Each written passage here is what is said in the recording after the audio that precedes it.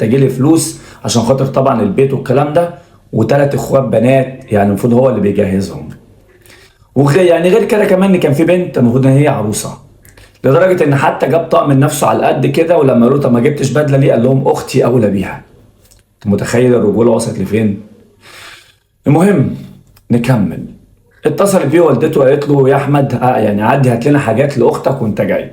الله حاضر. وفي بالفعل جاب الحاجات دي، وهو جاي في السكه قابله اتنين شباب، يعني ربنا يورينا فيهم آية، يعني بجد اللي هم عملوه فيه ده، يعني ربنا مش عايز اقول حاجه يعني خلي الفيديو اتحذر، بس كل اقدر اقوله حسبي الله ونعم الوكيل. مسكوا الولد وقالوا له احنا عايزينك تودينا في مكان معين وهنديك الفلوس اللي انت عايزها. والدته اتصلت بيه انت فين؟ قال لها نص ساعه، يعني نص ساعه جاي طلب كده، رزق هخلصه وهاجي لكم البيت، انا جبت الحاجات اللي انتوا عايزينها.